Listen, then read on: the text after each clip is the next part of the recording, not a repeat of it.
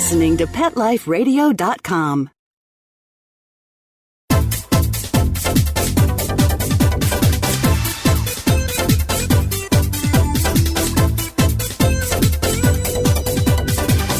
Hello! Welcome back to Animal Party on Pet Life Radio with me, Deb Wolfe. And today I'm here with Angela Kerslake.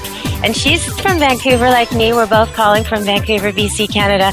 But we're not talking about Vancouver today. We're going to be talking about Guatemala, which sounds exotic, makes me think of beaches maybe, and lounging around on vacation. But that's not what Angela does when she goes on vacation. So welcome to the show, Angela. Thank you so much. Thank you for having me. What's this all about, first of all, so people know? Guatemala and animals and you. What's the connection here? All right. About 3 years ago, I went to Guatemala for my first visit to that country, and it was for the purpose of volunteering at a dog and cat shelter, which is operated by Animal Aware Guatemala. So it was a volunteer vacation that I went over on, and I was there for 3 weeks and fell in love with the country, fell in love with the people, but more importantly, saw what huge need they have for help, both volunteers, physical volunteers, and also financial help at this shelter that they operate over there. They operate on a shoestring budget, and currently in their shelter they have, I think it's about 330 dogs and about 100 cats in the shelter. It's just amazing what 330 dogs. I mean, that's 100 a lot of cats dogs. you could see in a barn and a couple of barns, but 330 dogs. That's the noise even, the poop, yes. the poop. What about the poop, right? That's what, 660 to 1,000 poops a day? That's what that is, right? Holy. Well, thankfully the shelter is located on several acres on the side of a mountain. So, it's great for the dogs because although they're all kept in enclosures housing about 8 to 10 dogs, they all are taken for long walks, on average 3 times a day, by the few workers that are at the shelter and the various volunteers that go to help. So that helps with that problem. Okay, so you're in Guatemala, you're doing this, you think it's a good thing, but you don't just come back and then the next year go to Hawaii. What happened to you then? What happened? Well, after being there the first time, as I say, I saw, it's impossible not to see just how desperately they do need assistance. So I decided that I would go back, and as it turns out, for each of the last 3 years, I've gone back twice a year to volunteer for various periods, anywhere from a week to 3 weeks at a time. And I love going over there. I love doing what I can to help them. And in addition to physically assisting them at the shelter when I go over there, what my husband and I have been doing as well over the course of the past 3 years is we've been doing whatever fundraising we can so that we can send monies over to them. And of course, I shouldn't forget that I've also adopted one kitten that I brought over on one occasion. Your house is full, isn't it? You have no idea. And on another occasion, I brought back 3 dogs, which now form part of our huge animal household. And, okay, what is that? How many have you got total? I don't know if I want to say. Okay, don't say. No. Don't say. No. Actually, I'm sorry. I shouldn't have asked. No, it's okay. I have a number. Let's just say I have a number of cats and 3 dogs. Okay. All right. And all rescues, of course. Yeah. Well, okay, I have a whole bunch of questions for you. One of them is, I just want to say, people can look at the video. We're going to post it and see. One of the remarkable things that I noticed in the video is how well all the dogs get along, even at feeding time, even when food is pulled out.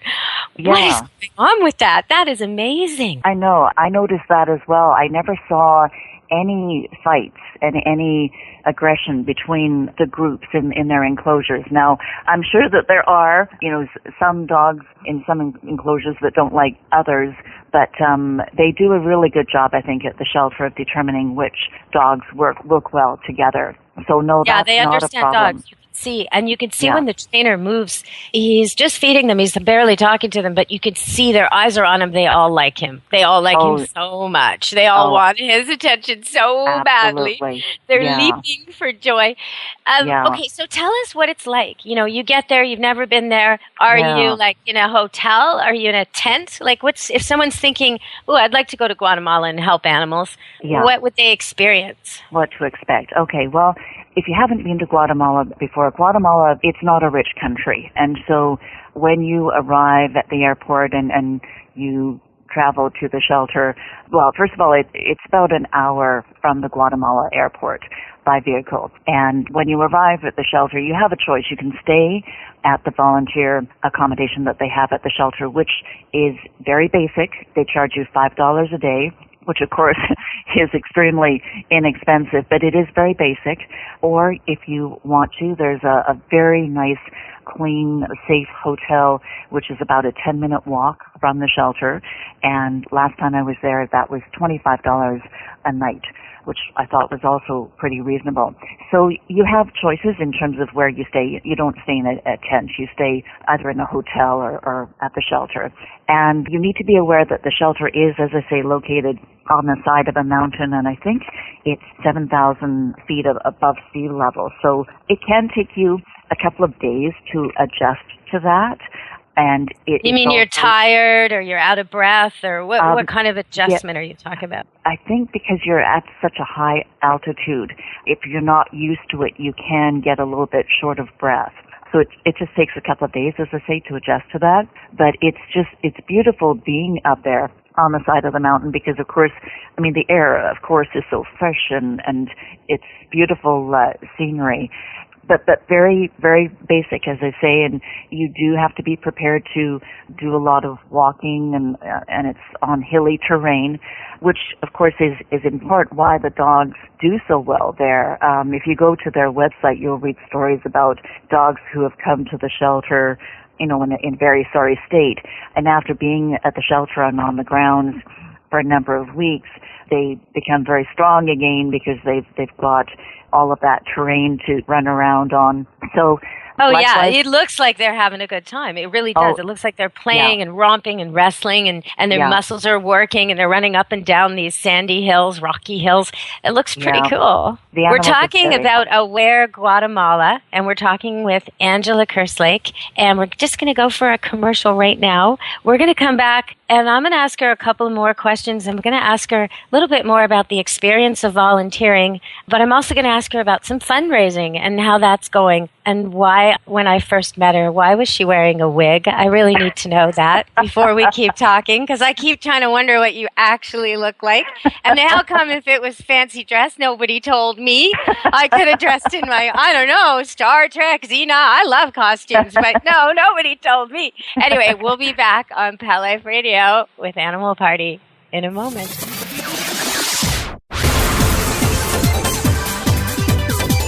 Don't go anywhere, because the best is yet to come. Stick around. Dog Shelter Blues, the new novel by Mark Conkling. This hard-hitting story lights up the world of animal rescue with engaging characters and their pets, struggling with their own internal demons as they attempt to rescue innocent creatures that sometimes bring a mysterious transforming power to broken lives. Read the first chapter of Dog Shelter Blues free at dogshelterblues.com. Then come along a breathtaking journey that ends with an astonishing triumph of good over evil. Order your copy of Dog Shelter Blues today. Available at Amazon.com and BarnesandNoble.com.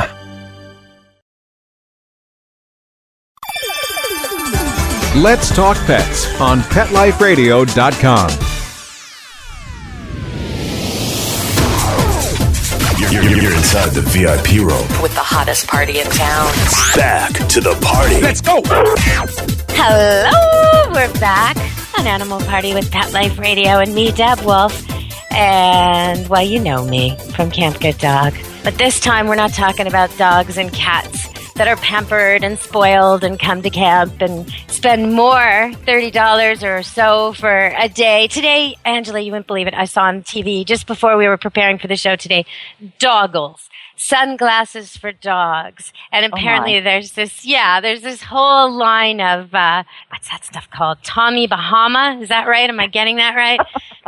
I think so. Goodness. Yeah, Tommy Bahama hats and accessories for dogs. And I'm thinking, and there's these dogs in Guatemala, perfectly good dogs. They look just like the dogs you see around here. Some of them are even purebred. There's little labs and Jack Russells and crosses and puppies and all so well behaved and deserving. And, for not much money at all, people could be supporting them. So I know you do fundraisers, and I went to one. That's how I met you. Right. Why were you wearing that wig, Angela? Well, this past fundraiser that we had, we thought we'd make it a Hollywood night type of scene. So that's why I was supposed to look a little bit like Marilyn Monroe. I know I didn't, but that was the reason for the yellow Marilyn Monroe type wig. And it was a lot of fun. You did look like that. You did look Hollywood. Sure.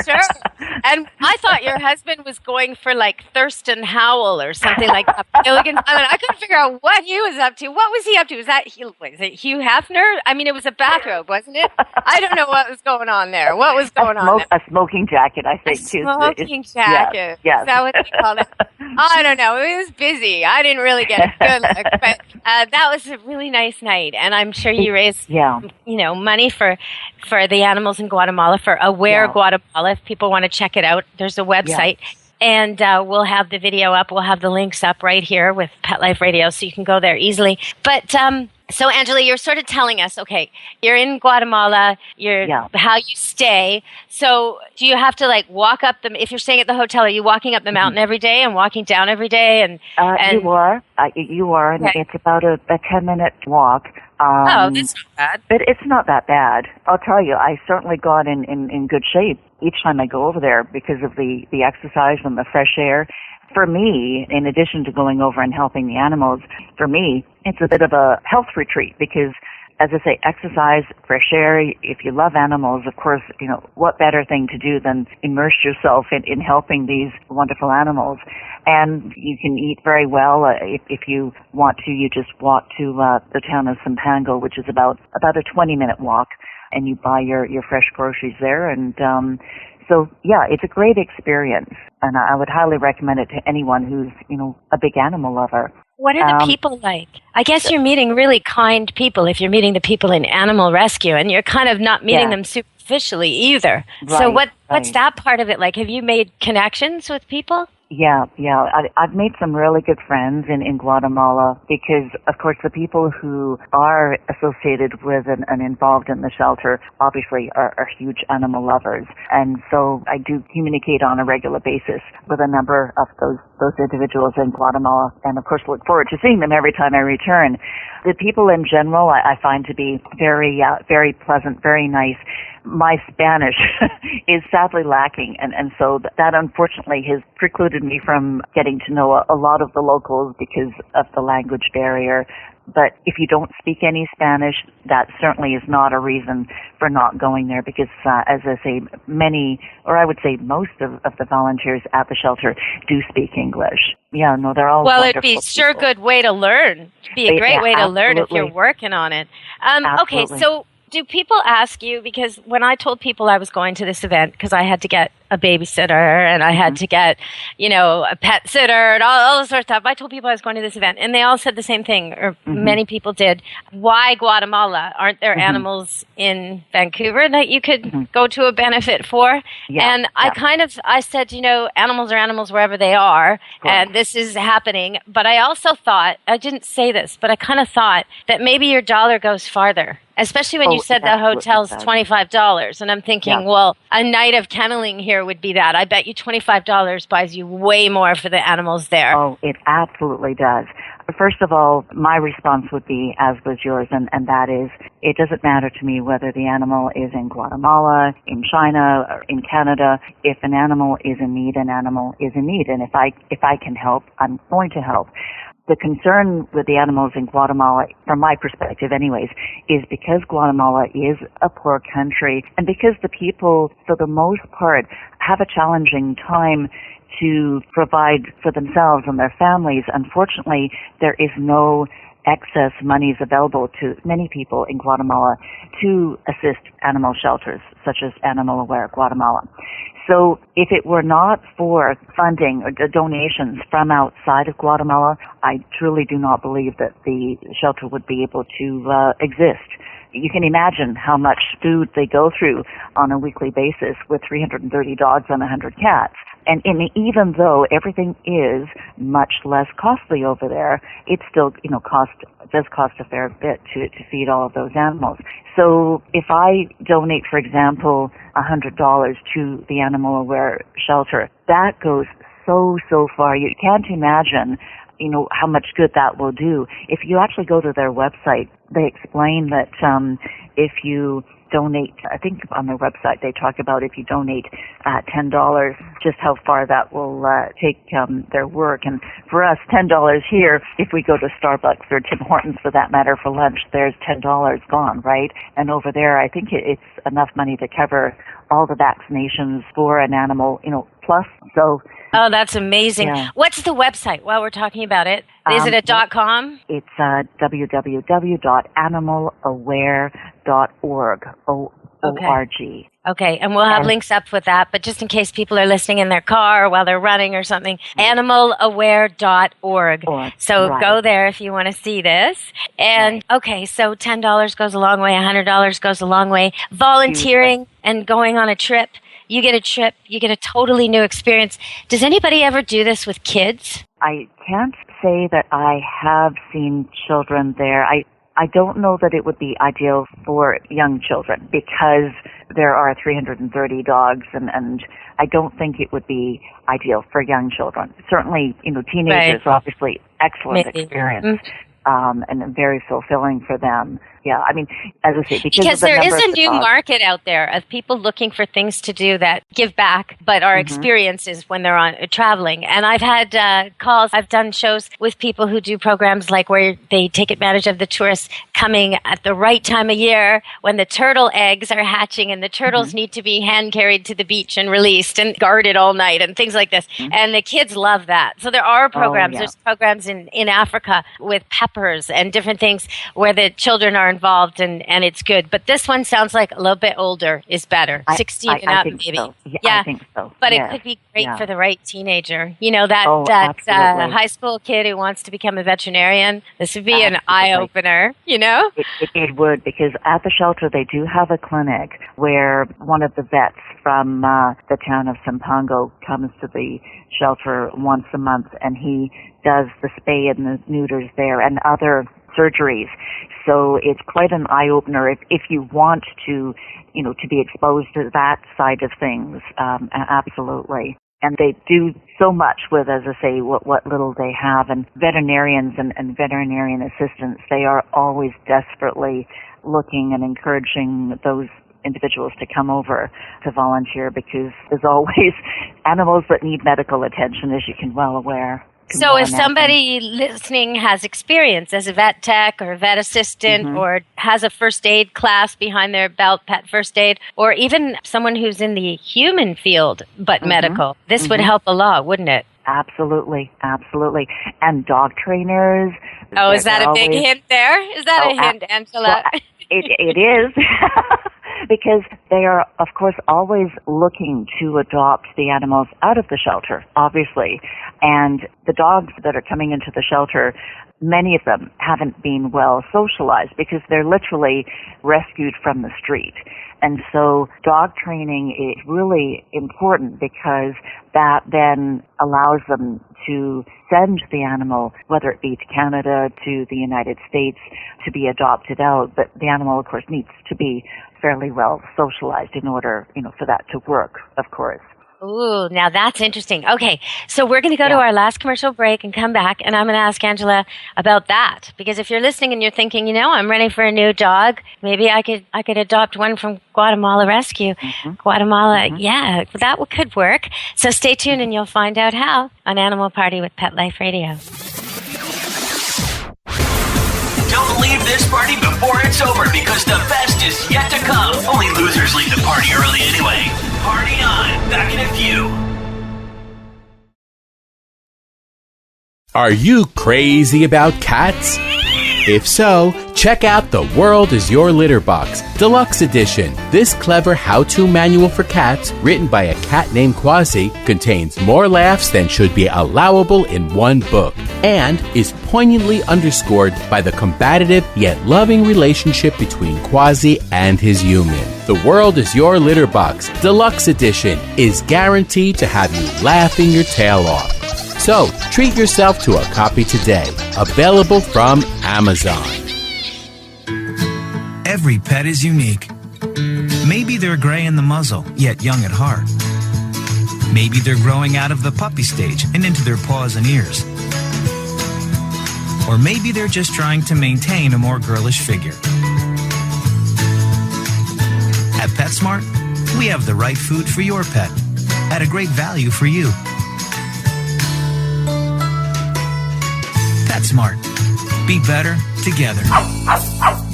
Go to PetSmartDeal.com and save up to 30% on awesome gifts for the pets and pet people in your life. Toys, collars, leashes, PetSmart gift cards, treats, and more. Go to PetSmartDeal.com today. PetSmartDeal.com. Hi, I'm Dr. Jeff Werber from Ask the Vets with Dr. Jeff here on Pet Life Radio. We want to hear from you. Listen in. We're on every Thursday, 1 o'clock Pacific Time, 4 o'clock Eastern Time here on PetLifeRadio.com. We are one of the only live shows on Pet Life Radio, and I'm here to answer your questions. So you can call in at 877-385-8882, or you can drop me an email to drjeff@PetLifeRadio.com, and hopefully we'll see you here on Thursdays.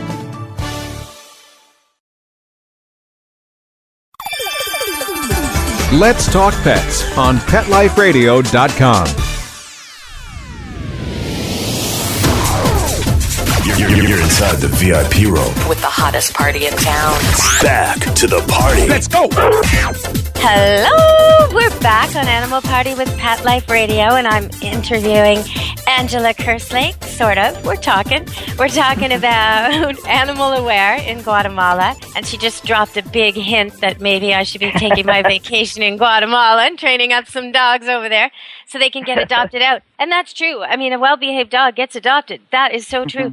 And if you have a way with dogs, if you've always had well-behaved dogs, maybe you're between dogs right now, this would be a great way to get your dog fixed and do some good overseas, or, well, depends where you live, at least somewhere else, somewhere where things are tough, where animals maybe don't come as high up on the agenda of public spending, where they really, really need your help. So, and you get an exotic, amazing experience, but you feel good about it. Is it a week? Is it 2 weeks, Angela? How do they do this when they go? I've gone for as little as 1 week, and on other occasions I've gone for 3 weeks. My husband, actually, he's gone over for as long as 8 weeks.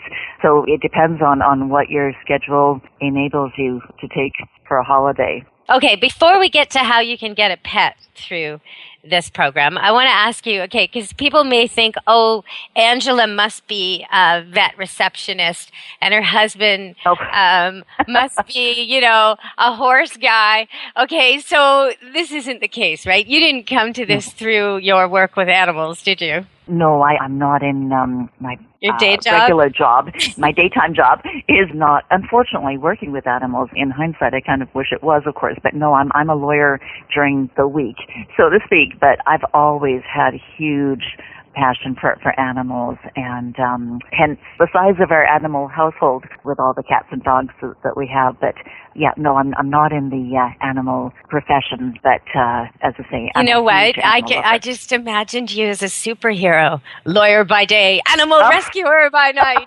You know, with a costume change, right? Where you get out of a suit and you change into like khakis and hiking boots.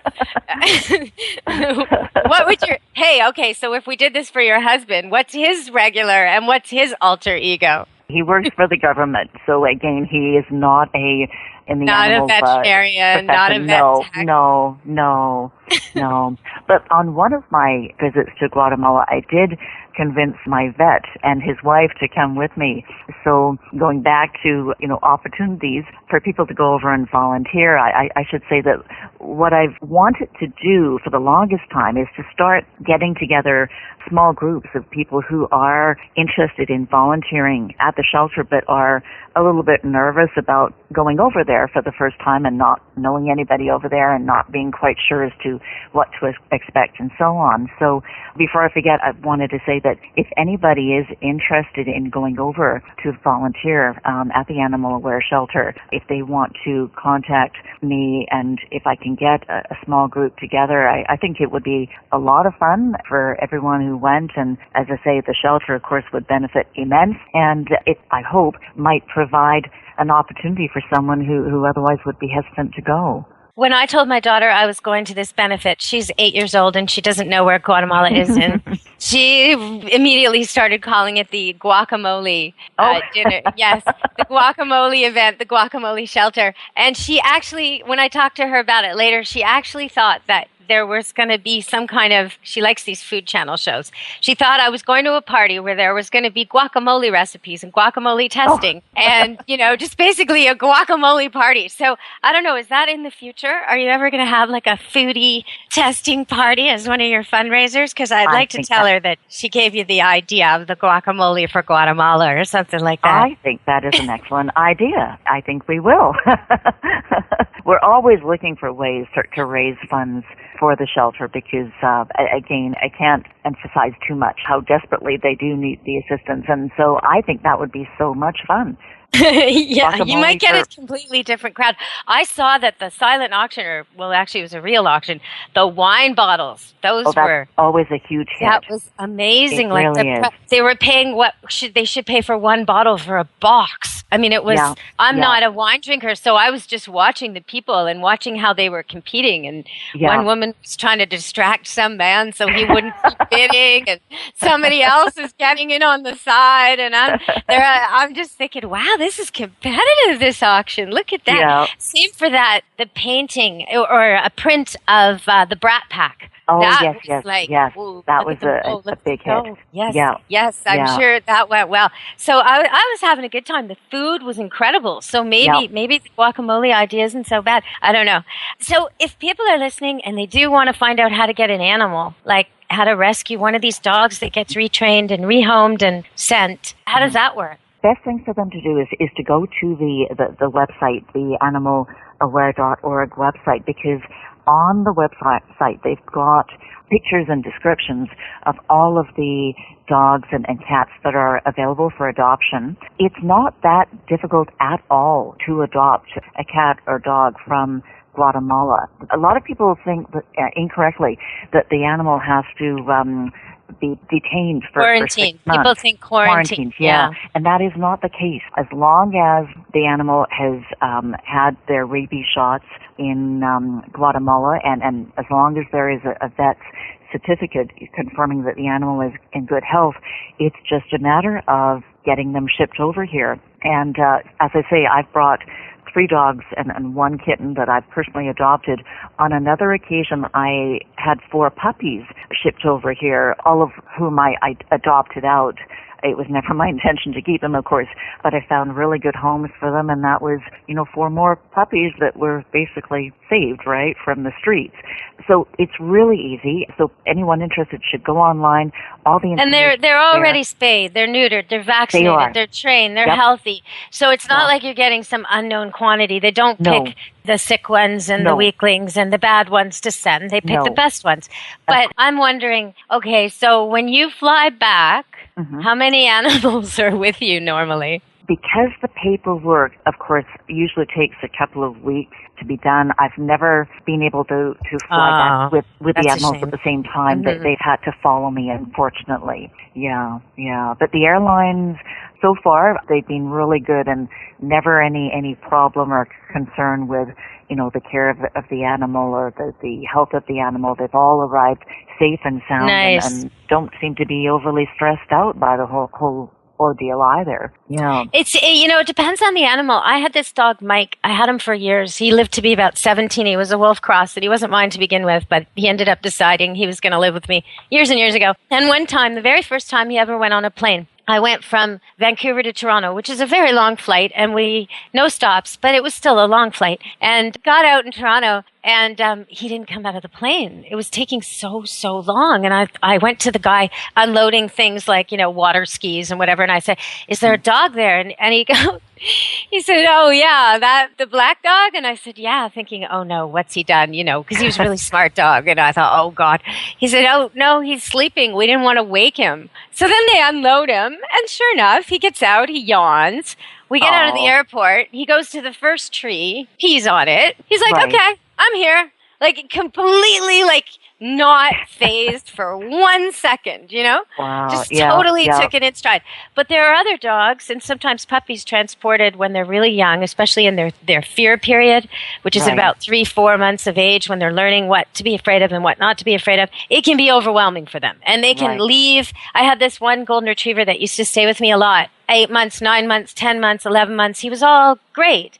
Then they went to Australia for a job. He got sent into quarantine for a while, and by the time he came out, the job had fallen through and they had to relocate back. Eventually, I met him again 6 months or so later. Not the same dog. Not even close to the same dog. Nervous.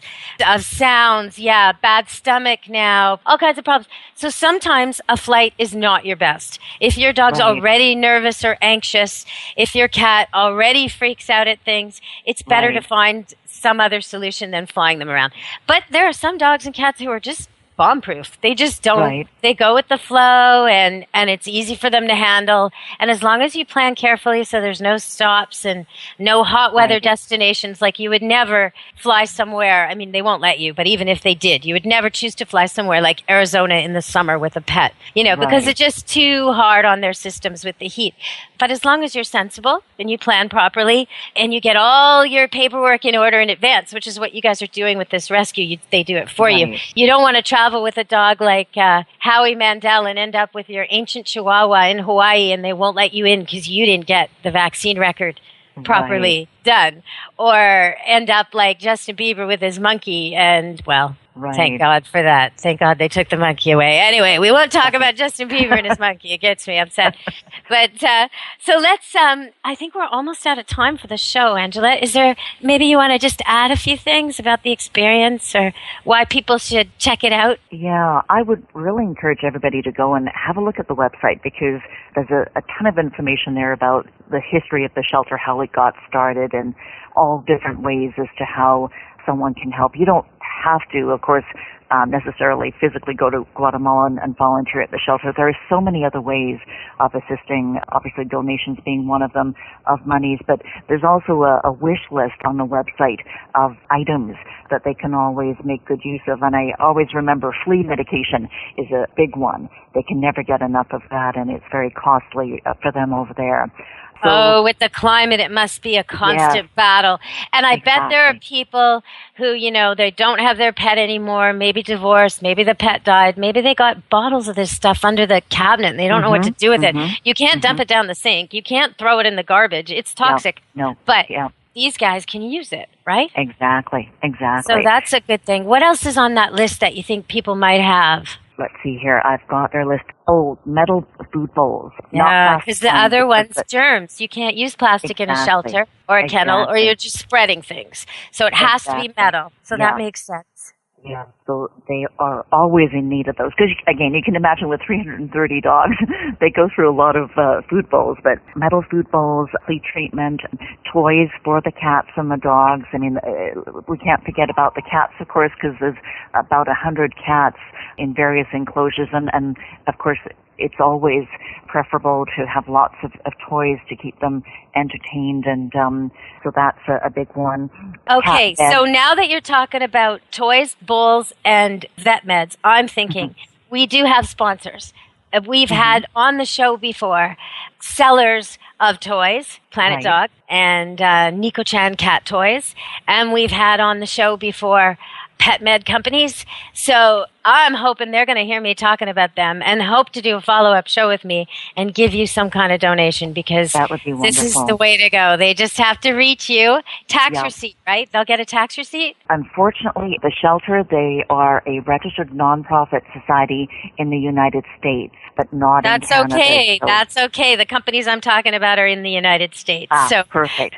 So that'll work out well. So, if you've got extras laying around your warehouse, if there's something, if you just want to do some good, get your name out there and get a show with me, then go for it. Contact them. That would be wonderful. Guatemala.org.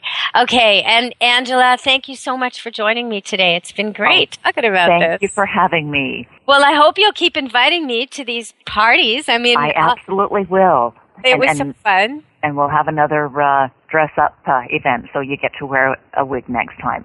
Okay. Oh, tell me ahead of time, though, because I like dress up. I will totally go in costume. I absolutely will. Okay. Will do.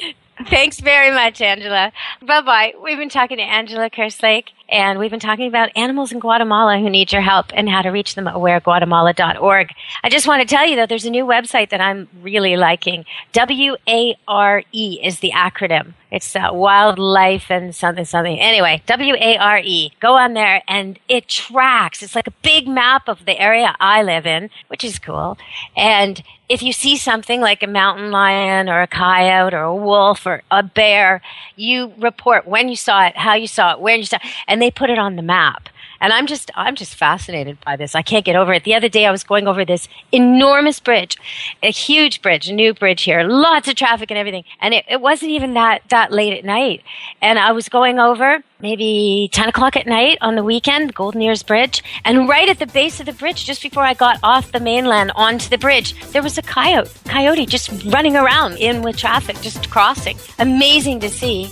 So brave and so adept at that. And today I saw in the morning news, a lady came home from driving her kids to school, and there were 2 black bears, males, brawling over the right to a female and having a to-the-death battle in her driveway. So lots is going on around here with the wildlife right now. Spring and summer, and the berries will be out soon, and I'm going to pay attention to that website. I am, and I'll report back to you all on Animal Party on Pet Life Radio. Until next time, be good to your animals. Let's Talk Pets, every week on demand, only on PetLifeRadio.com.